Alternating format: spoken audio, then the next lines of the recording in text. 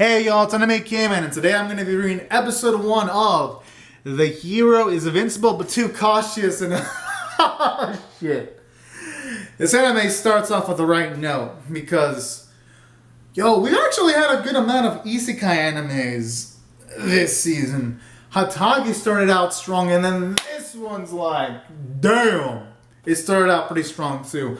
And let me explain what sets this isekai anime apart from the typical isekai anime. At least for now. For all I know, it could fucking fall off a cliff after the second, third, fourth, or fifth episode. But for now, this is some fucking good shit. And let me explain why.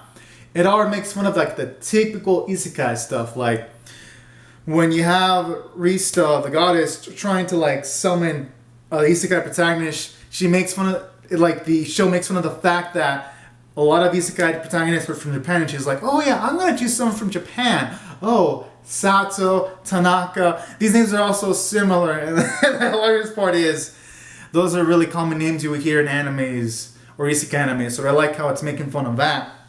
And then it goes further beyond making fun of isekai and being a parody of them, when later on, you have the isekai protagonist.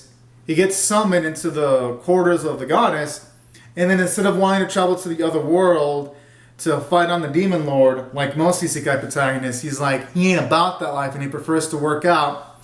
And then eventually, he does go to the world, and then I like how it, again, twists isekai conventions, because even though, yes, he's got 1 in 100 million talent, this dude is so fucking cautious and paranoid. He used the scan ability against the slime, and then he nuked it using like multiple special attacks, and I'm just like, oh fuck. It's so hilarious. I feel sorry for the fucking creature. I was like, damn. That is a definition of overkill. Even the goddess feels sorry for the fucking slime. So, it does a lot of stuff like that where it would take an isekai element and twist it on its head. And I like how it twisted even more, because I like how it had a twist where you had one of the 4 soldiers of the Demon Lord show up, because it's mentioned that the Demon Lord put his strongest warriors in locations where there's weak creatures, because normally when a person gets isekai, they would be isekai into an area with weak creatures so that they can level up quickly.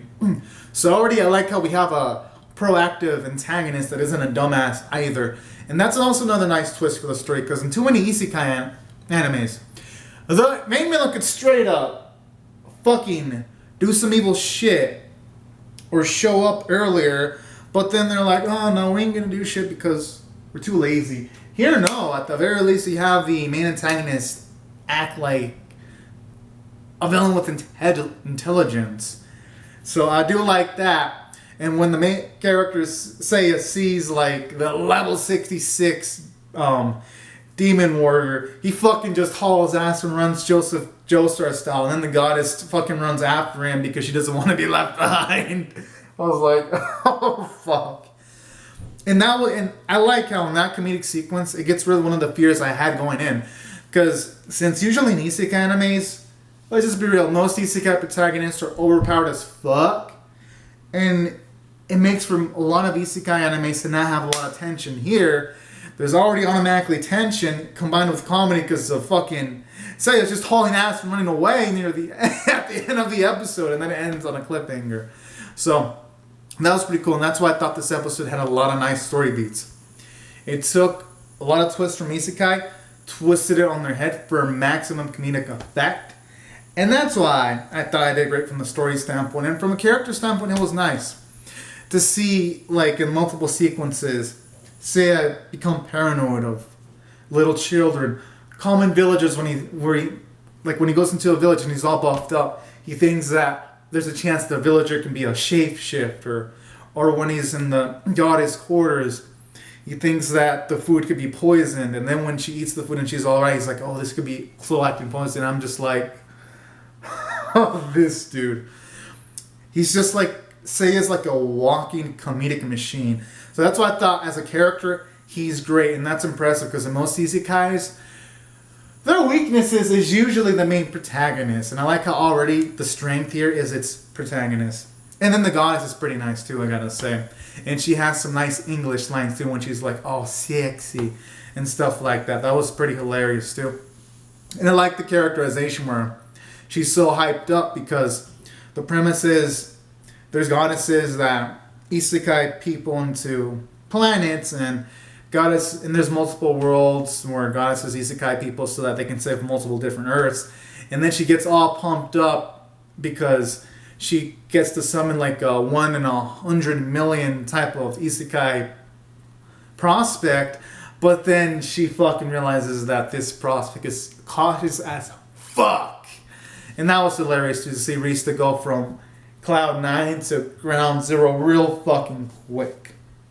So I like that. She's also another nice, dynamic character. And aside from that, I felt like the little girl character there, Nina, was kind of adorable too. And I'd say the animation art were just fantastic. My goodness, it didn't skimp on the animation quality at all, or the art. And the opening is marvelous. And that's what taking all these factors into consideration, I'm going to rate this episode a 10 out of 10. I was thoroughly impressed, y'all. So anyways, y'all, these are my thoughts on the episode. Be sure to comment on your thoughts on the episode in the comment section below. Rate the video, subscribe, share. And I'll see you guys later if you come back for more.